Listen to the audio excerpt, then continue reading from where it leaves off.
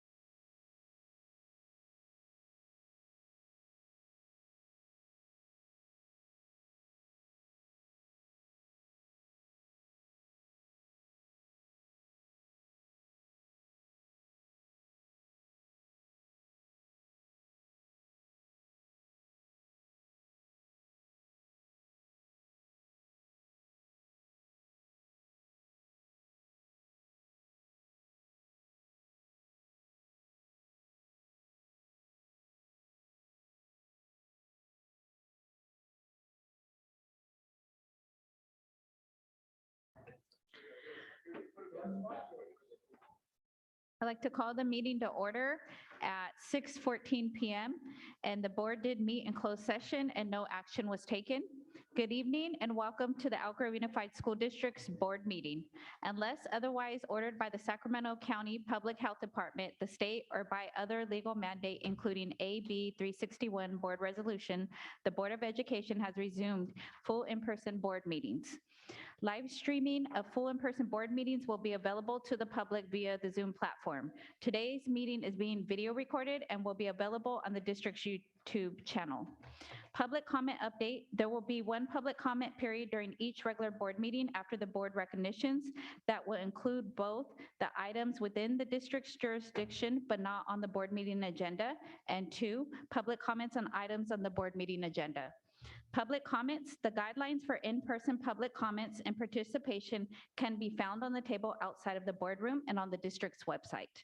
The first item up will be the Pledge of Allegiance tonight that will be led by Ms. Jamie Nguyen.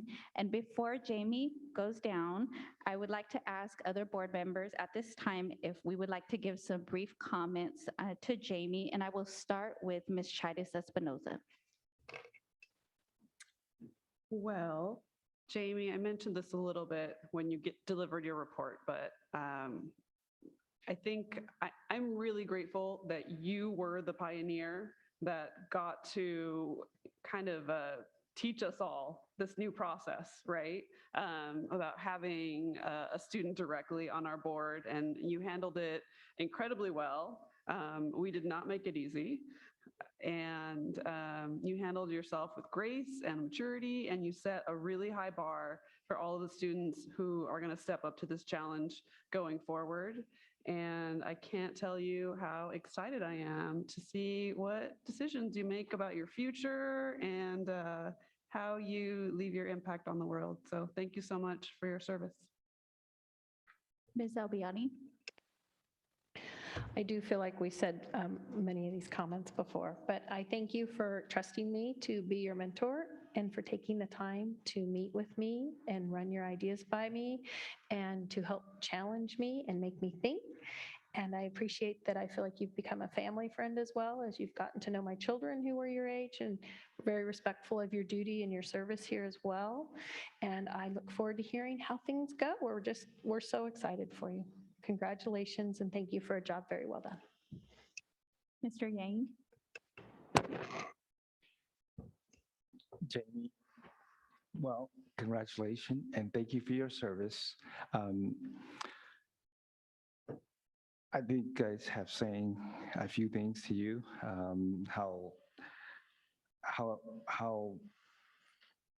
great you are and how you influence your class. And I think that, going forward, you're going to do great things for yourself, the people surround you, and your community.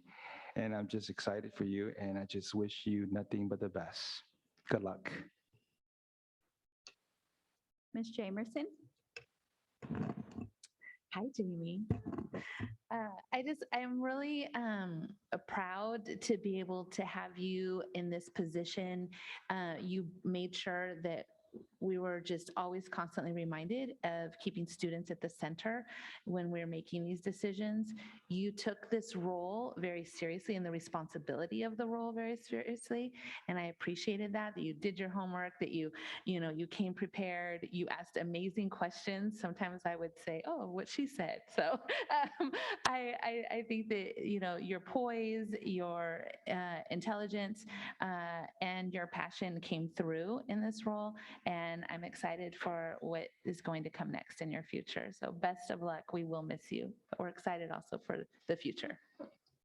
Mr. Forcina. Hello, Jamie. For the first time that we spent time together, I was really impressed by your poise and your knowledge and your energy. And while you may have been the first student board member, you behaved as a board member, period. I appreciated the fact that you were prepared for the meetings. I appreciated the fact that you took time to visit schools, to participate in events put on by the school. You took the time to survey the students and get their input with respect to their concerns. And you were definitely a credit, not only to the people that you were representing, but also to yourself. I know you're going to be doing great things. And as Gina said, we can't wait to hear about your progress. So thank you again, Jamie. Myself, where do I start? I believe my colleagues have mentioned a lot of great things. I know that in your future, you will do greatness. And remember that your team is here, some colleagues that you've met along the way. And if we can offer any support to you, we'd like to gladly do so in your educational journey. I know that you came with a unique perspective, and I guess I feel like it's really vital to continue that student voice that you brought to the table and what you represented. And so the community in which you come from is really unique as well. And so I thank you for your service and your time here. I look forward to hearing future updates from you as well. And hopefully you'll keep in contact. And I'm excited about the potential of your future work that you will conduct in the community and hopefully coming back to our district as well. Thank you. Lead the pledge.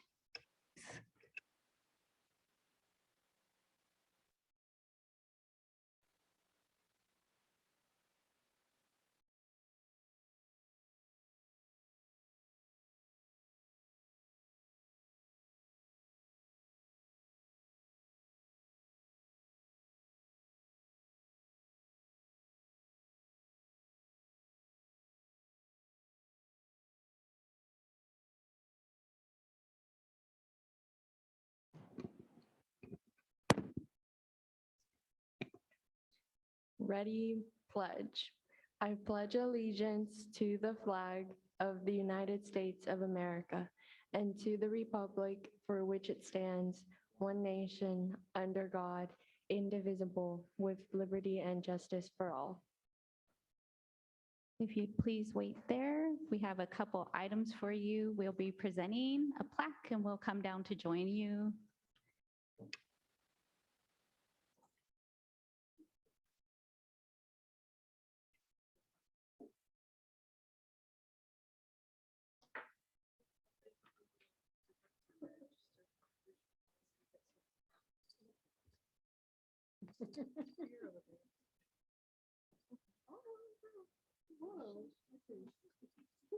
Now we will see across the room.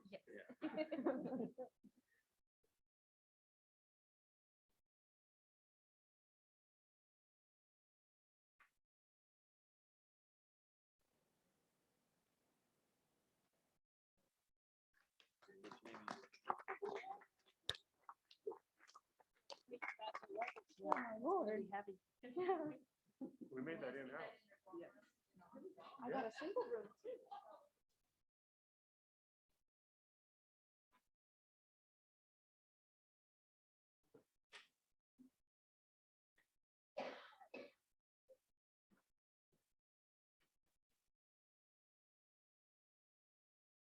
So just a note, the plaque was actually made in-house through our print shop based on some of the new technology that we have there and the skill set.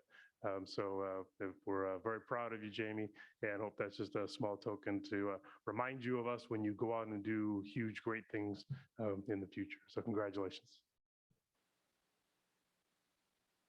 Thank you again. The first item on the agenda tonight is student expulsions, our voluntary transfer recommendations. There's a question for student expulsions. I'd like to call for a motion to approve the recommendation for the student expulsion. So moved. Do I have a second? I will second. And then we'll conduct a roll call vote. Mr. Forcina?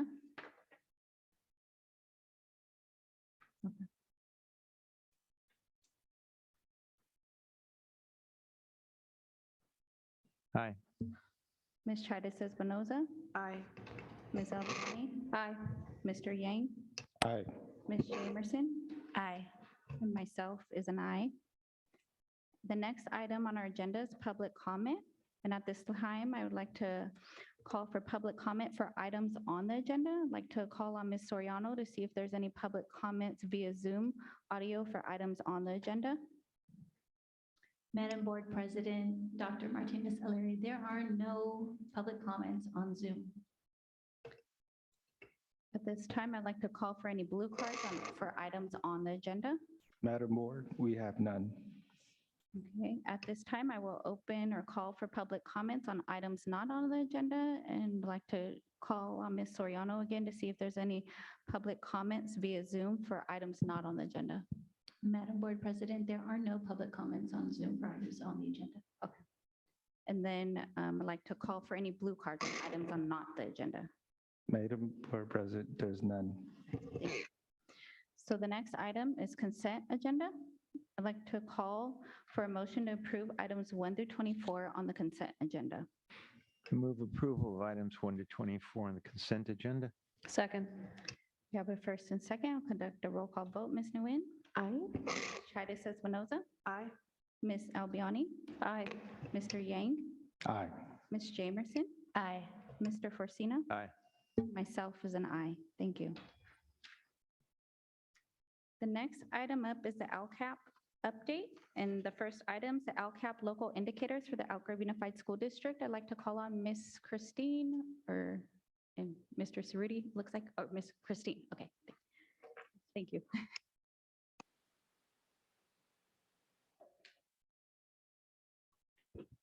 Good evening, Madam Board President, members of the boards, Superintendent Hoffman, and Ms. Avalos.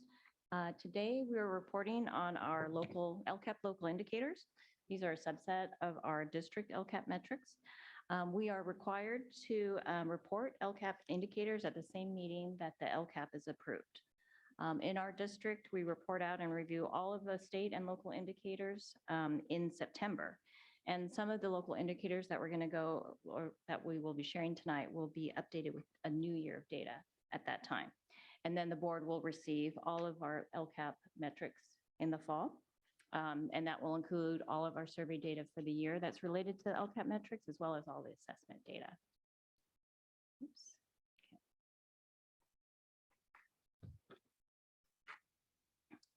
These are the LCAP, the local indicators we will review today. Basic services, state academic standards, parent engagement, school climate, and a broad course of study. We are, as you may recall, the required LCAP metrics, we have about 24 plus in our district. They're a combination of statewide available measures, and as well as some measures that we need to be, that need to be captured locally. And this California School Dashboard reports out the statewide available data, and then the districts are required to submit our performance on these local measures, which then will show up on the CDE's dashboard. Okay. The State Board of Education approves standards and required processes for this review and reporting that we must follow. They have determined performance standards or the actions that the district must perform to meet the requirements. And for each of the local measures, if a district meets these three criteria, a district meets the performance standard for that measure. So these are the criteria. We need to annually measure our progress. We need to report the results of this as part of a non-consent item at a board meeting in conjunction with the LCAP adoption. And then we need to upload the data to the state's dashboard so that it can be reported out publicly. And the state also determined performance levels for each local indicator. And that is either met if we met those three criteria, not met if we didn't, or not met for 3 years. And these are the performance levels that will show up on the dashboard. There are also narrative boxes on the dashboard where we describe our measures and summarize our progress or describe our story. So for basic services, the first local indicator we're covering, our district can report that we met the criteria because we have measured it, we're reporting it now to the board, and then we will report it in the dashboard. And these are on these prescribed measures.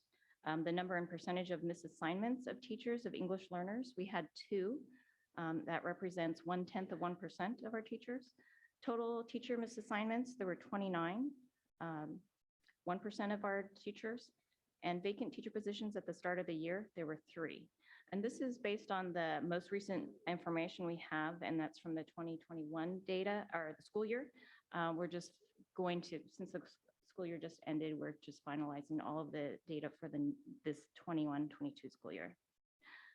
For access to materials from the work of our curriculum and professional learning department, we have annual sufficiency hearings, and that's confirmation that we've provided all students with access to instructional materials.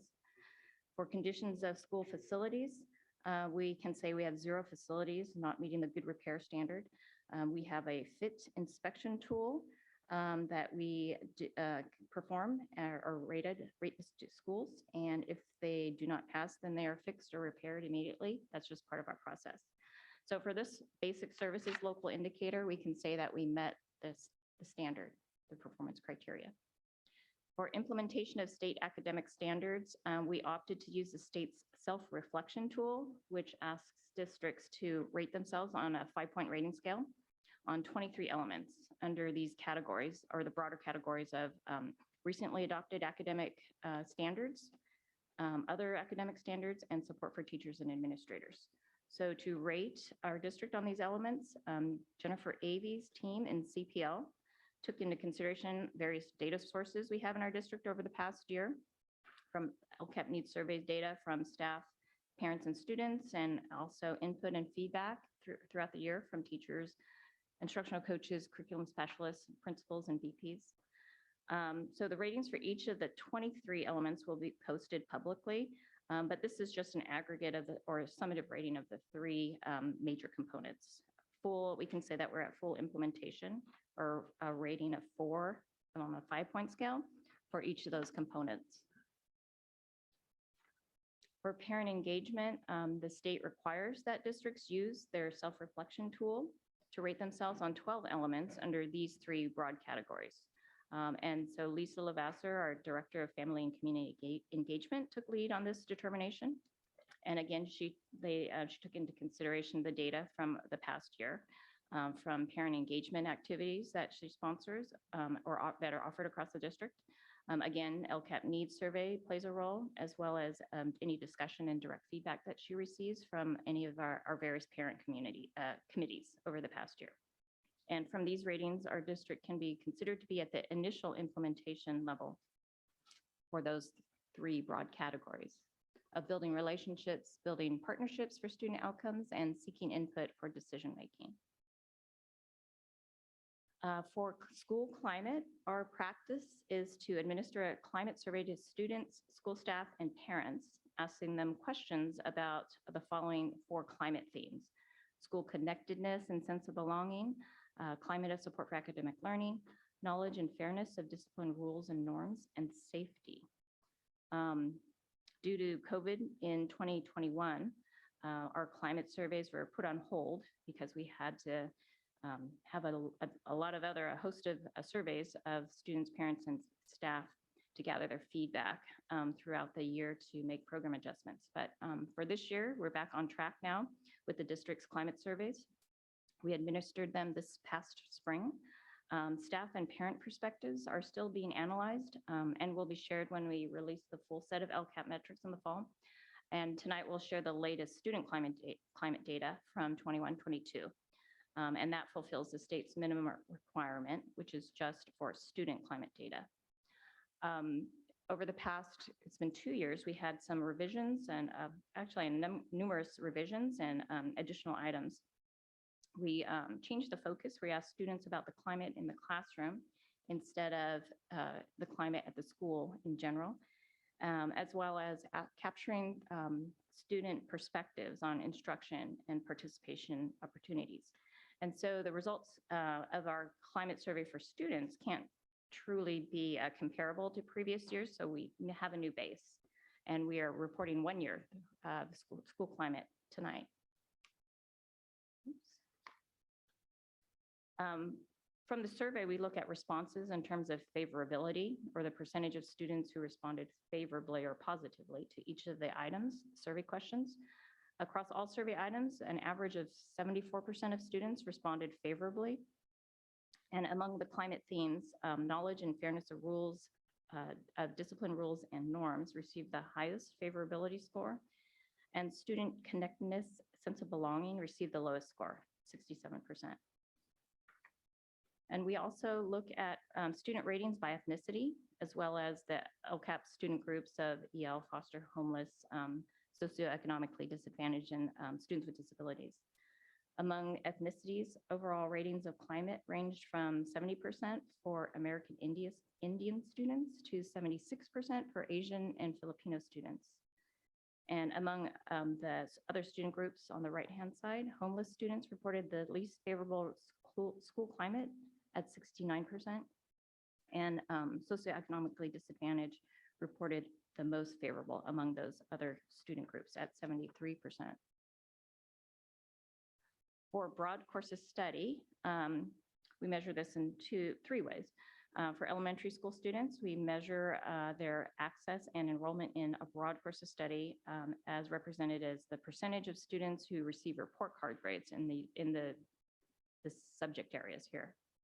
And at the secondary level, because students are automatically enrolled in courses required for graduation and then select from a broad array of non-core courses based on their interest, we focused on enrollment in courses aligned to college and career success. So AP, honors, and AVID, and IB.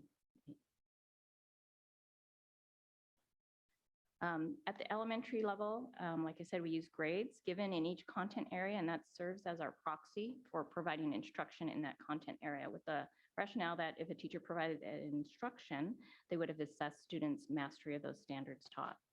So we looked at grades across all 3 trimesters. If a grade was given in any trimester for a content area, that was considered covered.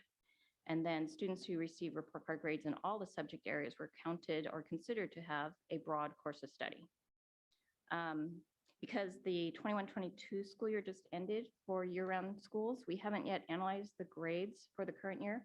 So this latest data here is from 2021, which was primarily a distance learning year.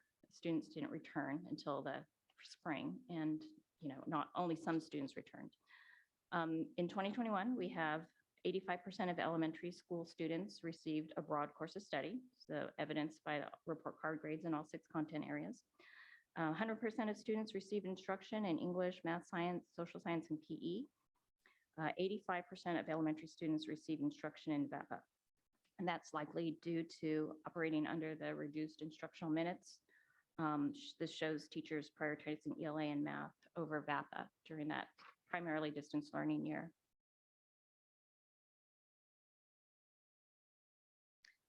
When we look at how students were scheduled into courses for the 21-22 school year, so we have this current year data, 54% of middle school students were enrolled in 1 or more honors, accelerated, or AVID courses.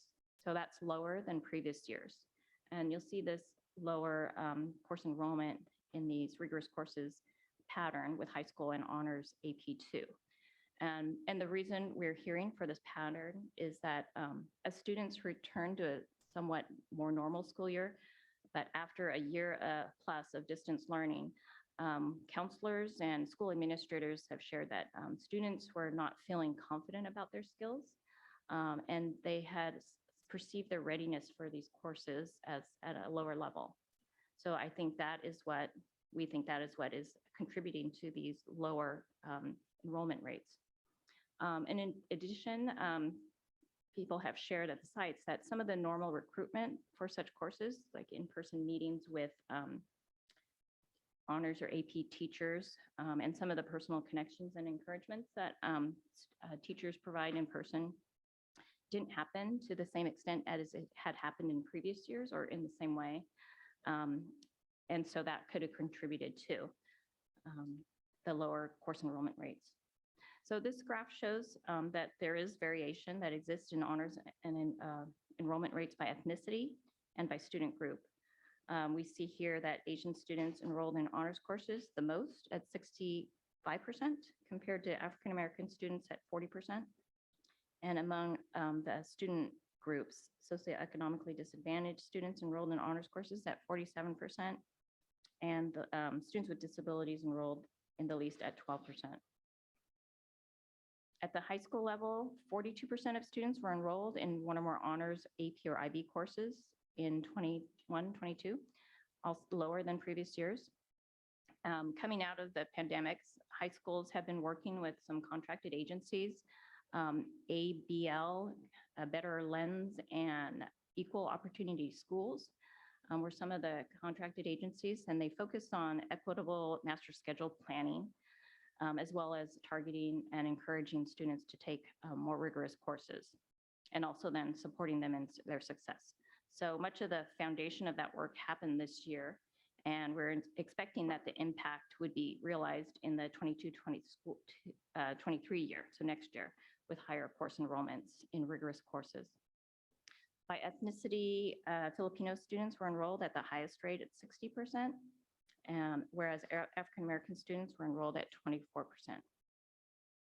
Among other student groups, 11% of English learners, 6% of foster youth, 15% of homeless, and 34% of socioeconomically disadvantaged students were in these honors and AP or IB courses, and students with disabilities were enrolled at the least at 4%.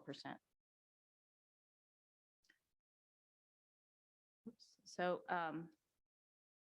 so these are our local measures that we assessed, and we determined that we had met the performance standard for each of these 5 local indicators. So that's what we'll plan to enter in these MET ratings, as well as these narrative summaries for our data and our processes and next steps. And we will put that in this dashboard utility. Then that will report out publicly, likely early December, when the dashboard will be updated for the new year. And in the fall, we will review these and all other LCAP metrics to assess our progress. Thank you. Do you have any questions? Or should we roll into LCAP charters? So at this time, thank you for the presentation, and I will go down the list for board members to make any questions or any comments. Ms. Nguyen. Thank you so much for the presentation. I'm excited to see what's to come, or at least I'll hear about it. But I have no questions. Ms. Albiani. Thank you. I have no questions at this time. Dr. Yang. Thank you for the presentation. No question. Ms. Jamerson. Hi, I do have a few questions. Thank you for the presentation.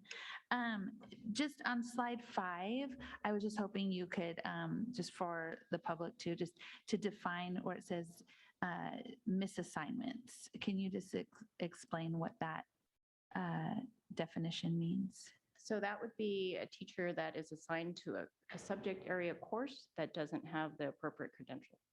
Okay, perfect. Thank you. And then on slide number 8, you said that the change, sorry, I'll let you get to your slide.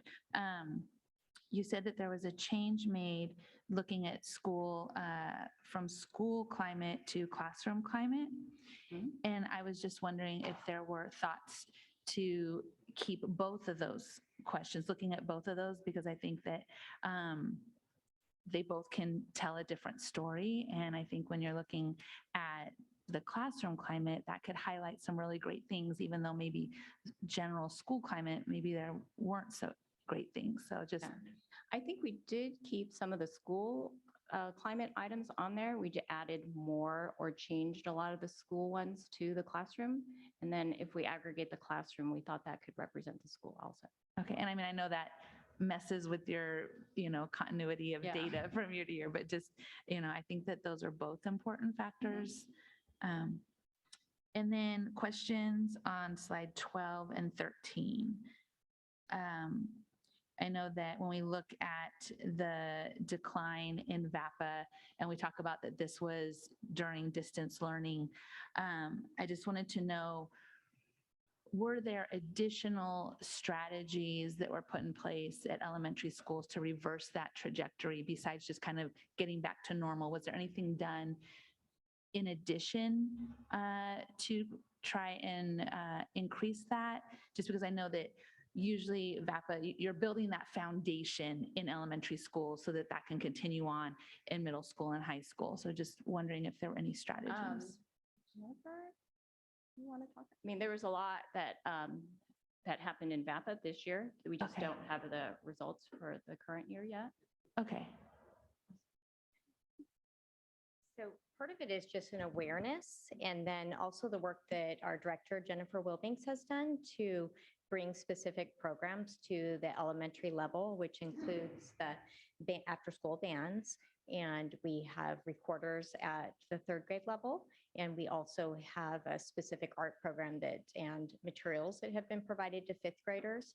And part of our work for next year is to re-examine the VAPA standards because those were newly adopted.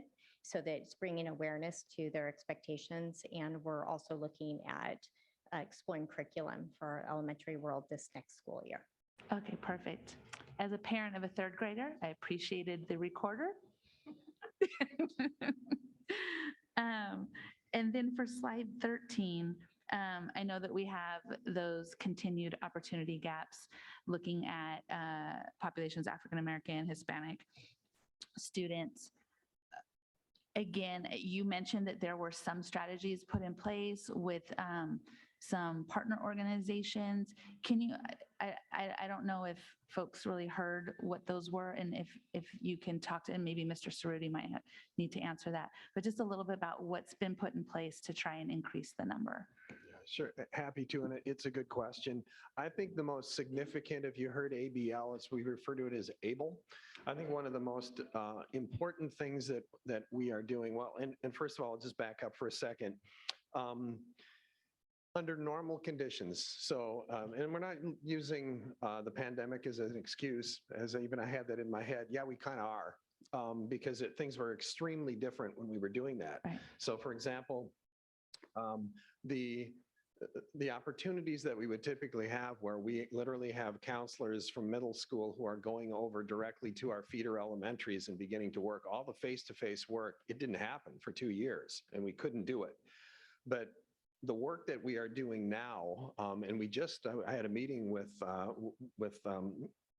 Nicole Brown, who's our district head counselor. We were actually just having a conversation about this morning. That ABLE program is something that provides incredible data, and I can't stress enough the importance of a master schedule. And it may seem, and it's important for the public to realize, it's not nuclear science, but it's extremely complicated. A master schedule, a high school master schedule in particular, and it's not downgrading the complications that can come at the middle level, it is extremely complex.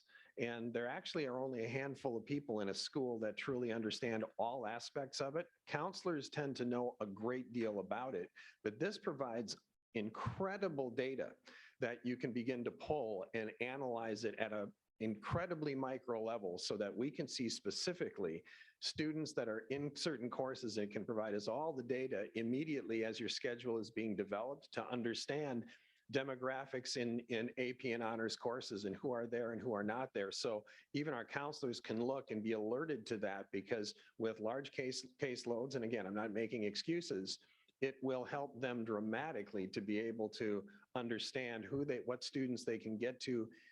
The key to this is information and direct work with those students and those families to understand where those opportunities are.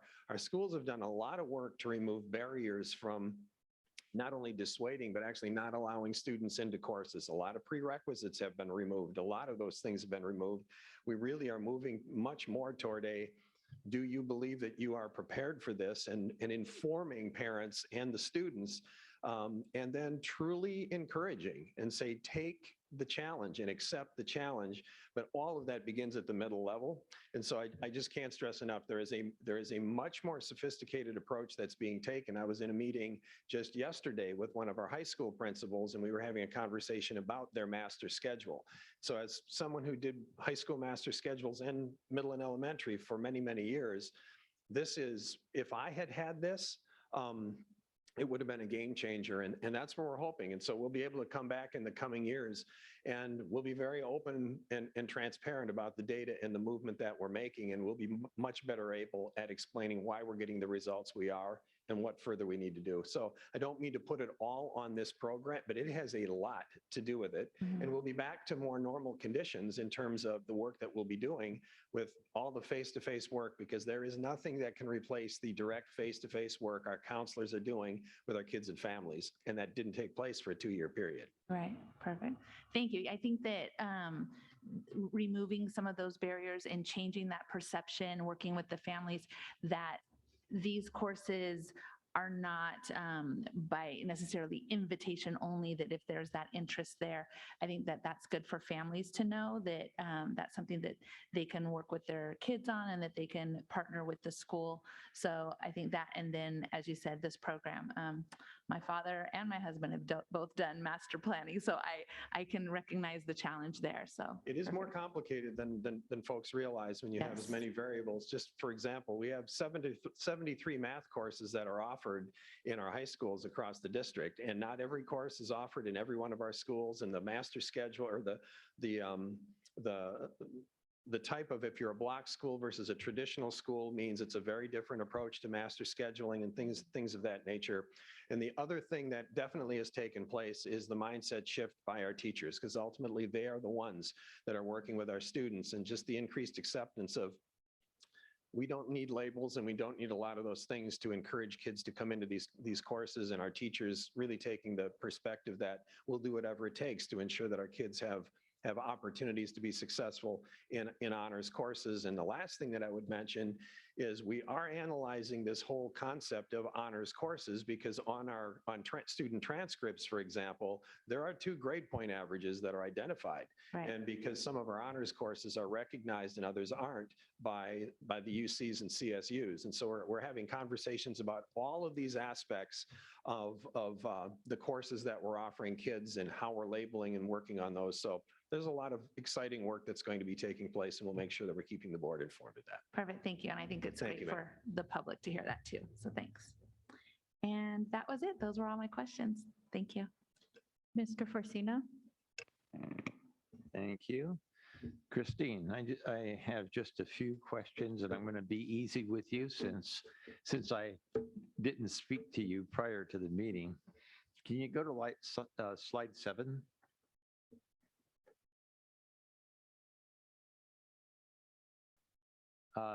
There's a rating scale. There's 5 factors, and I believe I'm correct in you saying that our self-assessment is that we are at the initial level.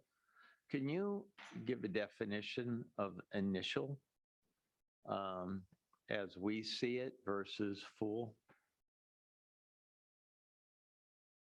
I think you're just to take it at that level. I don't know if the CDE provided definitions for each of the levels. But we assessed ourselves at being initial, and so why? Oh, I wouldn't know that. It was done by Lisa Lavasser, the director of FACE. Yeah, it's a good question, Carmen. Where the thing that we have in terms of how we're viewing schools' implementation of the elements of family and community engagement is defined by our PIC, the Program Implementation Continuum. And so, and how that relates to this. So that initial, that's a state definition. We have our schools at various levels, and then Ms. Lavasser is looking at all of our schools. So then the question becomes, well, based on that, then our schools seem to be at an early level of a level 1 to 2, for example, of implementation. Part of that is correct, but the reason for that is the FACE Program Implementation Continuum. We were going into full implementation of that and really working with our staff. It would have been the first year of the pandemic. And so that's going to be coming back in. Our principals will have a much clearer understanding of what those measures are and what they need to do. So I believe what we're going to see is a fairly dramatic increase in the level of implementation, because frankly, it's to a certain degree, it's a new measure. And like anything, if any of us were a student and we weren't crystal clear on what that measurement initially was going to be, we might then not perform the way we would unless we fully understood what it is. So it was just being rolled out to our schools when the pandemic hit, and we just slowed for a couple of years, and it's going to be fully implemented. And all of those PIC metrics will be something that the board is going to be increasingly aware of this coming year. Yeah, I can't wait. Don't go away. Slide 9. The data on slide 9 came from our surveys. And did we have commentary that went along with each of those elements so that we can have a sense of what we need to do at the schools to make the changes? Yeah, so with these constructs, they're called constructs, there are multiple survey items that represent them. So we've analyzed, or we looked at, and we've provided the results for each of the items and the constructs to site staff. We just released that to them, so they're taking a look at that now. We did look at also open-ended responses to kind of give some context to that also, so that we have some themes that we've summarized, and we've shared that with district leadership, and gone through a process where we're looking at that also in relation to all of our morale data that we're focusing on, looking at certain elements of that we're going to be working with district-wide. So most of the data that comes from the school sites for client, teacher or staff, parent, and schools or students are shared back with the school sites to work with. Okay, thank you. Then my last question's for Mark, since he brought it up. And that's ABLE.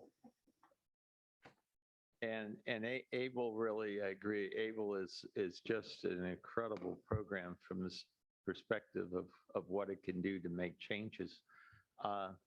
So for next year, will we have it at all of the schools that had it this year? Yes.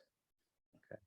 Are we looking at expanding it beyond the one middle school?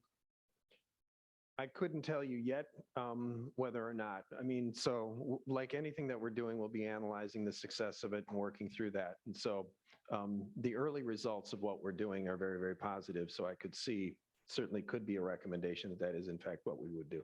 Yeah, well, I'm excited about ABLE from the beginning, and everyone I've spoken to about it certainly are in support of. Yes. Yeah. And the work that has been done in our College and Career Connections Department, Jane Ross, the director, is here, and the work of Sue Hubbard, a program specialist, she is the one who's become our local expert. She's been invaluable to supporting the training of our staff and the work that's been done. And so that's the reason also why it's been very well received. Good. It'll be interesting to see the results on this particular work next year when we have a full year to really analyze.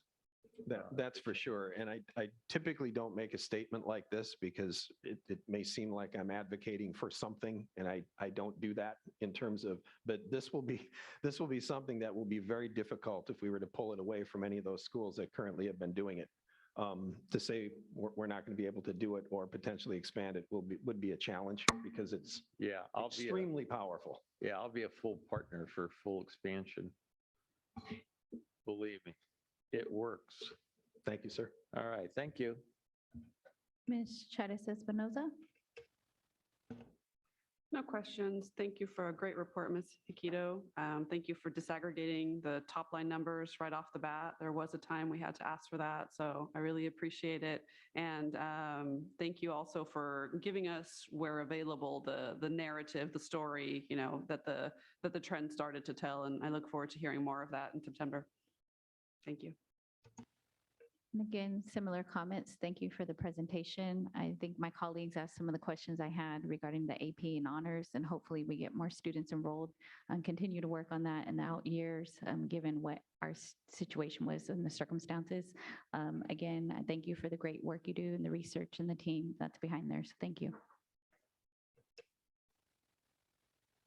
The next item is LCAP local indicators for Elk Grove Charter School. I'd like to call on Mr. Mark Levine.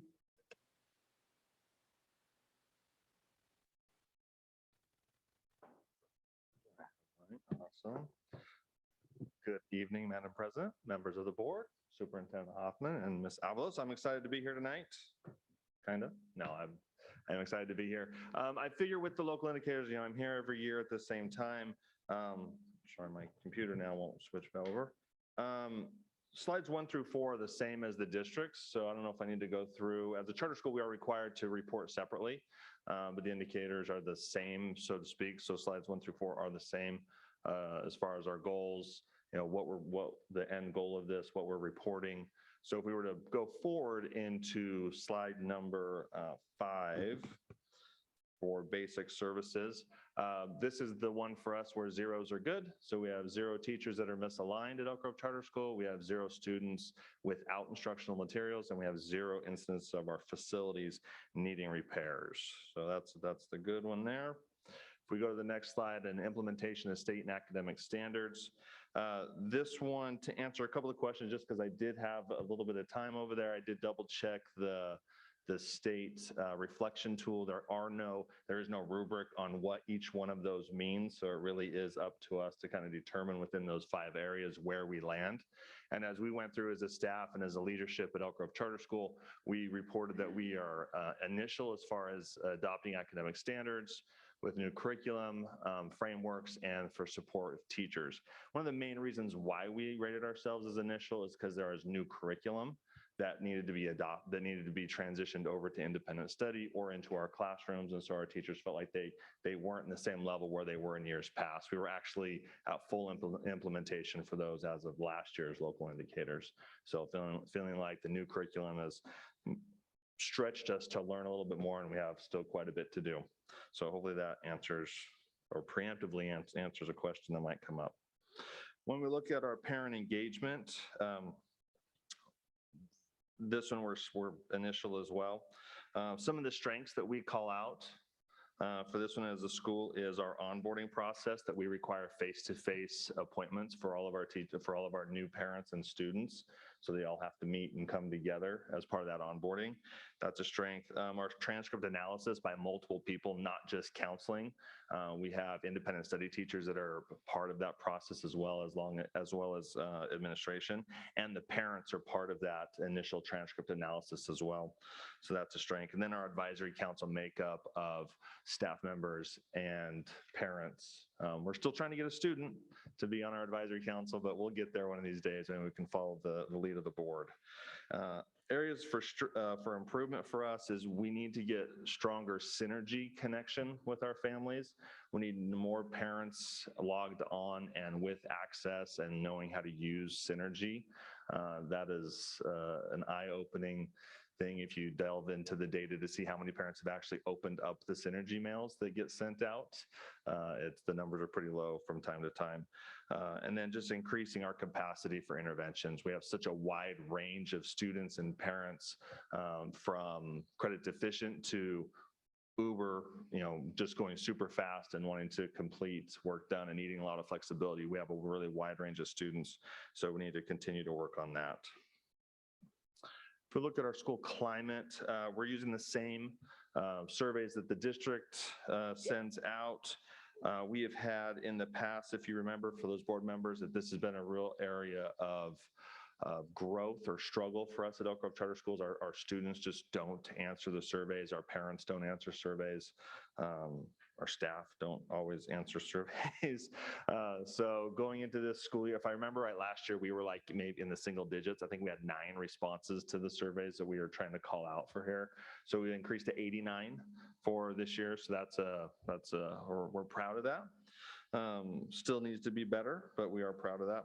When we look at the climate by theme, Safety, just like the district, is the highest at 78%. And connectedness and school belonging was the lowest rated theme at 55%. And the overall student climate score at Elk Grove Charter was 71% are satisfied with what they're getting at Elk Grove Charter. Let's see here. The items that stood out to us as strengths are things like teachers treating students with respect. Those students were marking that as 74%. Teachers encouraged to work hard. Students are saying 83% or 85%. Connectedness in class is an area that we need to work on. Our students are saying they don't always feel as connected in class. It was a 32% connected rate. And then this one was interesting to us. Students felt that other students treated their teachers with respect was at 61%. So definitely an area for us to look at and continue to work on. When we look at the school climate, the next one about theme, this is where I said we have 89 respondents. Of those, 12 were African-American, 30 were Hispanic, and 22 were white. Across all ethnicities, overall climate scores ranged from 62% for Pacific Islanders to 79% for Asian students. Overall climate scores were 51% for EL, 70% for socially economically disadvantaged, and 74% for students with disabilities. The EL one's a little tricky because it's below 10 students. So it gets hard to disaggregate that data down too far when you have that few students actually enrolled in the school. So still important stuff for us to look at regardless of how many students there are. But sometimes the data isn't always statistically significant. If we move on to, this is one that's a little bit different for us, the broad course of study. This looks different than the district slide for this. We rate our broad course of study in a variety of ways. One is the types of diplomas that our students are earning. At Elk Grove Charter, students can complete requirements for a comprehensive diploma, or they can complete alternative requirements. I shouldn't say a comprehensive diploma. They can complete traditional requirements or alternative requirements. We are traditionally about 78% of our students complete traditional requirements. This year, we're a little lower at 70%. The big dip was we only had 2% of our students of the 91 graduates complete requirements for the alternative diploma, whereas 26 for the AB 104, the COVID relief bill, that allowed students to graduate with the California minimum. But when you add those numbers together, it really looks about the same as what it has traditionally been, with 70% or so of traditional diploma requirements and 28 to 30% with alternative requirements. I think what happened, what we saw is that once AB 104 requirements was publicized, we had students that just jumped on that bandwagon, whereas in years past, they probably would have completed the alternative diploma requirements. We have 3 of these in this one. The other one is just community college enrollment. So this is important for us because we're such a small school and we're not able to offer the wide variety of courses. So many of our students, and we try to push as many as we can to take courses through the advanced education program at the local community colleges. And this has stayed about consistent with 16 or so completers over the last few years. We thought we'd see an increase of that through COVID, just because the community colleges opened up more and more classes. In years past, we had students that wanted to take classes but couldn't because they were impacted. And so with the community college opening more and more distance learning classes, we thought we would see an increase, but ultimately it did stay about the same. The last indicator here is career technical education. We currently do not have a pathway at Elk Grove Charter School. We are working on a sports, entertainment, and music marketing pathway to deliver at Elk Grove Charter, but we don't have a full pathway as of yet. So those numbers are actually decreasing with some other changes. We are not offering business finance, which is technically a CTE course, as an alternative math course for seniors that may be a little below grade level. So we're no longer offering that as a course. We are offering senior math, or going into next year, we're actually offering the district's new alternative math course. So with that though, the CTE completer numbers dropped because we had 12th graders taking business finance in the past, which weren't taking it. And I don't truly feel it was a full CTE course anyways in the past, the way it was being delivered. So we're moving away from it completely as an option. or folding it into a pathway, which it could fit into. So we will be, if I go ahead and go to the next one. So we'll be reporting the same MET scores to the district, to the state. I do want to express, I think I've neglected to do so on the front end, how much, just my gratitude for how much support we receive from district departments as we do all facets of the LCAP. Christine is definitely a big help to me when we're doing the local indicators, just because she keeps me on track and lets me know when things are due and what we have to do. Her department will actually upload our narrative to the state. So that's something that's been done for a few years, and I really appreciate that. And that is our local indicators. Are there any questions? Thank you for the presentation. I'd like to call on Ms. Nguyen for questions or comments. I have no questions. Thank you for the presentation. Ms. Albiani, No questions. Thank you. Thank you for the narrative along the way. Mr. Yang. Thank you for the presentation. I'm just curious to know if you guys provide any sort of academic program? In what sense? Academic program? Yeah, in the sense of like the traditional schooling, like academic in terms of like engineering program and businesses and so forth. So we offer, we do offer, I'm going to answer this in a couple ways. So we do offer a few honors courses in the early grade levels, and we're working on AP courses. We do push a lot of students, we try to push as many as we can to the community college. As far as vocational type engineering courses, we do not currently offer any CTE pathways. We are working on the sports and entertainment market. Yeah, I was not allude to like courses as far as let me rephrase this. I'm talking about kind of like a hands-on type of academic program. Gotcha. Not currently. So any formal partnerships, we do not offer anything right now. We are part of the sports entertainment marketing pathway that we're developing is we're trying to leverage the connection that we have with the Sacramento Republic soccer team to have students work within the front office, within the operations of the club. So get that hands-on where they're doing where they're helping out with games, they're helping out with training, they're helping out with the business side as well as the athletic side. So that is on our radar.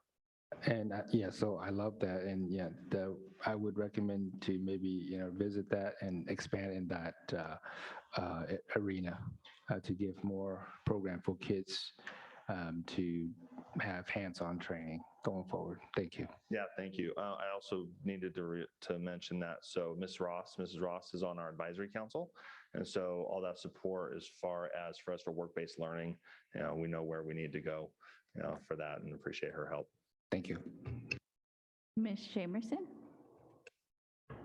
Thank you so much. No questions at this time, but I love the leveraging with Sac Republic on that. That's awesome.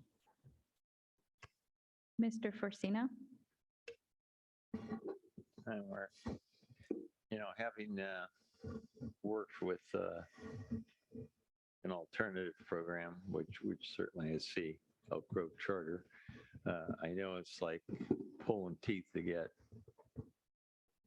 students, teachers, parents, as you say, to complete surveys. Have you thought about or tried having kids fill those surveys out when they come for their appointments? Because it only takes 5 minutes to do it. Yeah, absolutely. So one of the things that we did that I think helped increase the number of surveys is, so we have a Chromebook now in every one of the independent study teachers' cubicles. So that was even prior to COVID, but not always, students don't always bring their assigned Chromebook with them. Yeah. So with one there, they have more access to do that. So yes, I think the area for us we need to work on is actually the staff. Because they get going with so many, an independent study teacher may have 3 or 4 subjects that they're dealing with, and then they have to test, and then the next student's coming to where they just get rolling and move on to the next one and not take that time to have them take those surveys. So yeah, we're working on that. For the 7th through 10th grade, we're having the students take the surveys in their advocacy class. Every one of them meets within an advocacy class, and we're doing those surveys within that. So The full climate survey, which, we have so many different surveys that are going out district-wide. We actually have, I think one of the most recent ones, we have over 260 something responses. So we've really made some inroads. That's good. Yeah, thanks, Mark. Yeah, thank you for that suggestion, though. Ms. Tritis Espinoza. Thank you, Mr. Lewine. Great report. Thank you. I'm really excited to hear more about this pathway as it develops. It really seems like it's a great fit for the students that you serve. Yeah. So keep us posted. Yeah, I will for sure. I'm excited. Thank you for the report again. Always look forward to hearing your updates with the site there. And I know it's important having the consistent number of advanced ed students for the local community college. So appreciate that work you've done with that, and also looking to the excitement of the career and pathways that will be developed, or the hands-on activities, the opportunities provided to the students. So thank you. Oh, thank you. You're welcome. The next item on the agenda is bargaining units. Are there any bargaining units who wish to address the board at this time? No? Okay. Seeing none. The next item is the public hearing action items. Item number 1 is the 2020-2021 and 2021-2022 school year met and confer summary regarding EGTEAMS. EGTEAMS includes site and district administration, classified manager, classified administration support, and supervisor employees. And turn it over to Mr. Singh. Good evening. Thank you. Madam Board President, Dr. Martin Solere, members of the board, Superintendent Hoffman, Ms. Avalos, and community. The Board of Education is asked to conduct a public hearing to present the meet and confer summary reached through the meet and confer process between the district and EGTEAMS dated June 10, 2022. With the AB 1200 review approval by the Sacramento County Office of Ed, the Board of Education is asked to, number 1, open a public hearing and receive comments on the meet and confer summary, and then 2, close the public hearing after listening to comments. And after closing the public hearing, the board is asked to take action to approve the meet and confer summary with EGTEAMS.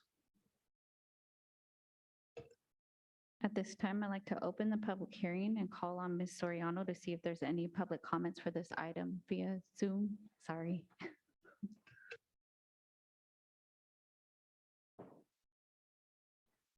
Madam Board President, there are no public comments related to this item on Zoom. Then I'd like to call at this time for any blue cards related to this item. Madam Board President, there are none. So at this time, I'd like to close the public hearing. I'd like to call for a motion to approve the meet and confer summary with EGTEAMS for the 2020-2021 and the 2021-2022 school year. So move, Madam Chair. I have a motion. Do I have a second? Second. And I'll conduct a roll call vote. Mr. Yang. Aye. Ms. Shamerson. Aye. Mr. Forcina. Aye. Ms. Tritis Espinoza. Aye. Ms. Albiani. Aye. And myself is an aye. Thank you. Thank you. The next item on our agenda is the discussion item, adjustment to school facilities and developer fees. I'd like to call Mr. Pierce. Thank you, President Martinez Alir, members of the board, Superintendent Hoffman, Ms. Avalos. This is an annual item that's adopted by the board. It is your school facility needs analysis, and in layman terms, that's a developer impact fee, and it's the cost that developers pay to the school district as part of their permitting process when they build new homes because of the additional students that are generated, and this is part of the means that you use to build new schools for those students. This was last adopted by the board on August 10th. All noticing has been conducted as required by law and requested by third parties. It was publicly published on June 17th in multiple forums and directly with the North State Building Industry Association based on our past practice. And all cities and counties in our jurisdiction received the SFNA on June 3rd. This information was also shared with the board in a comprehensive board communication on June 3rd. As the board well knows, school districts are authorized to collect school impact fees on new residential and commercial development in accordance with education and government codes. The level 2 fees in the study that's before you tonight and we'll ask for you to adopt in July are stipulated in a formula that's based in law. In concept, this fee would pay 50% of the cost of a new school, and the state school facility program would pay the additional 50%. That's in concept, and hardly ever does that all come to fruition that way. But I do want to point for the board's sake, a condition of being eligible for new school funding in the school facility program is that you are levying the maximum developer fee authorized by law. So you're living up to that requirement as well with your action that we'll be asking for in July. The calculation in the 2022 SFNA proposes a fee of $7.04 per square foot.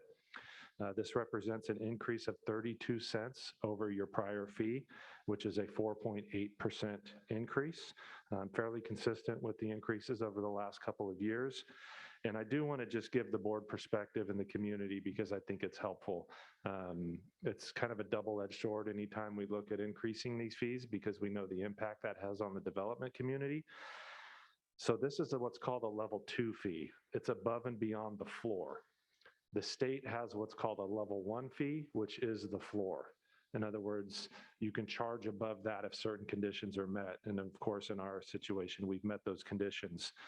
So we're suggesting a 4.8% increase. The state, at its state allocation board meeting, increased its level 1 fee by over 17%. So this is a relatively nominal increase relative to the level 1 fee. It's primarily due to the state construction cost allowances that go into what it costs to build a school.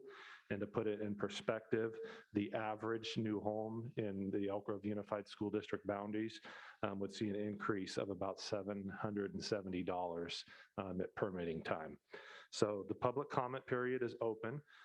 It will close with a public hearing at the board on July 19th. Staff will recommend at that time that the board review, consider, and adopt findings in the study. And we would ask for your adoption at that time. Just for discussion tonight, I'm happy to answer any questions. And I do want to thank Ms. Kim Williams. She's done the SFNA for as long as I've been here, and she recently retired. So this is her last for Elk Grove Unified. So I just wanted to acknowledge Kim, and knowing Kim, she's at home watching right now. So thank you, Kim. Any questions or comments? Seeing none, I will announce that this item will be back for the adoption at the regular board meeting on July 19th, 2022. Thank you. Thank you. The next action item is approval of the Elk Grove Unified School District's local accountability plan. I'd like to call on Mr. Cerruti.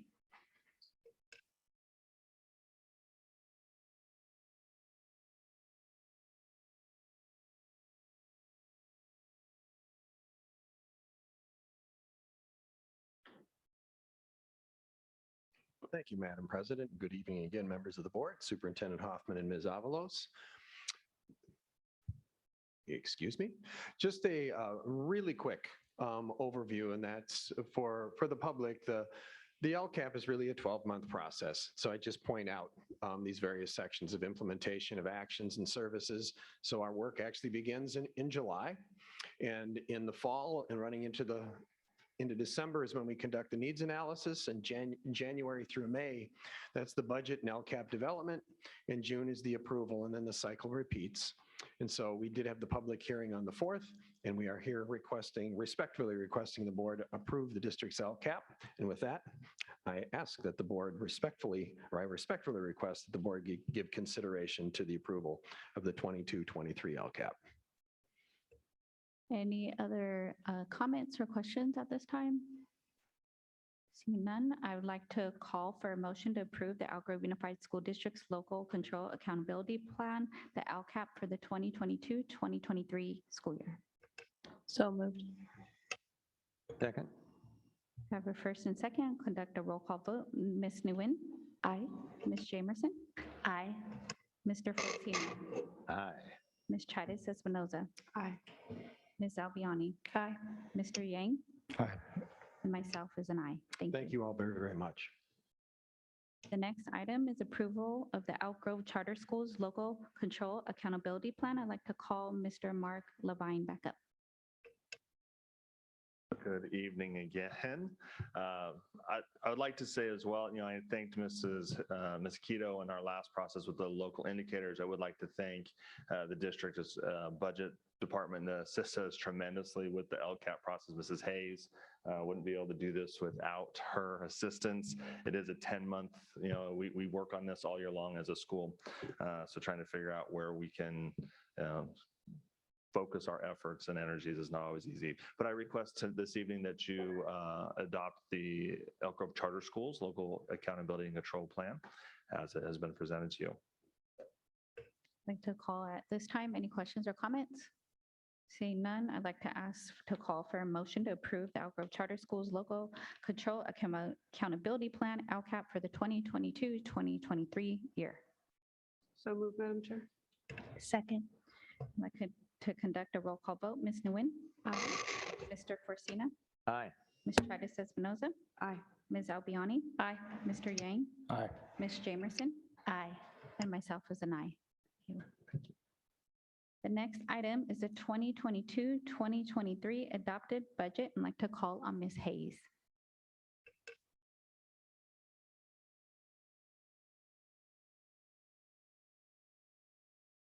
This is when you know you're too short.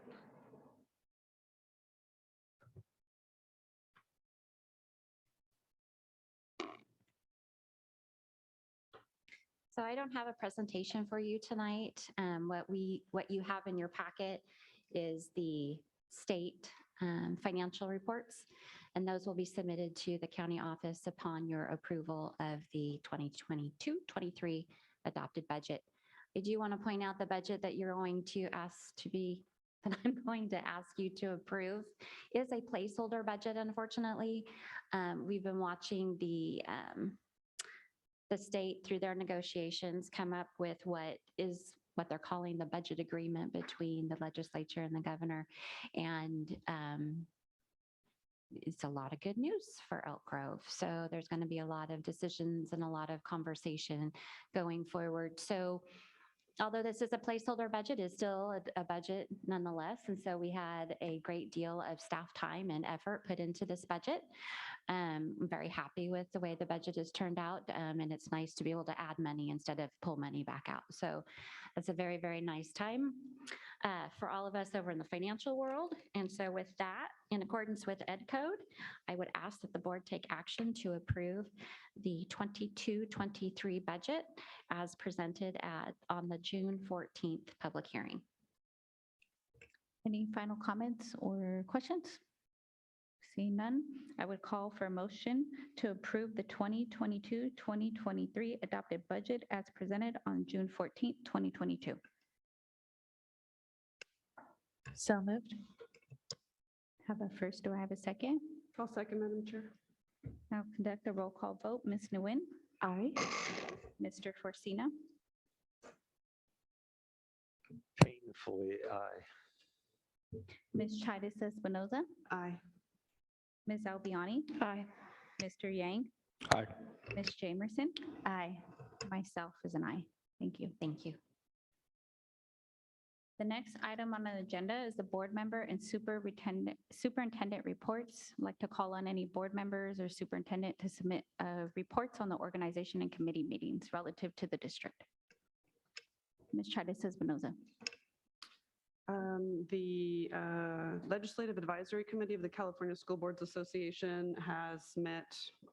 We've had so many meetings, my goodness. They've been doing additional meetings because, things are developing so quickly in the Capitol. But, we've been providing input not just on legislation, but on the budget process. And I think as school board members, we really can claim part of the victory, that Ms. Hayes alluded to with getting some of the relief that we have asked for. Some of these conversations like transportation funding are still ongoing, but there's an element of, we should take pride in our advocacy because it has yielded some fruit. So just wanted to share that back with you guys.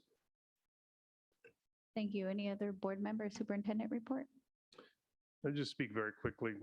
In Elk Grove Unified, when I'm outside the district, people go, so, what do you do all summer? And I said, well, we have schools closed this week and next week, and then we fire up schools again. So it's a relatively short turnaround time in Elk Grove Unified. I just want to say thank you to the board. Thank you to the staff, my cabinet team, our labor partners. It has been a crazy couple of years, and I don't know that we're completely out of it yet, but I do actually see some light at the end of the tunnel, and I don't think it's a train, so I'm feeling pretty good about that. And I hope everybody does get a little bit of time to shut down over the next 6 or 8 days, because then we got to get ready to fire up for the kids coming back. But I appreciate everybody. Thank you. Next item on the agenda is consideration of future agenda items. Seeing none, I would like to adjourn the meeting at 7:29 PM. Thank you.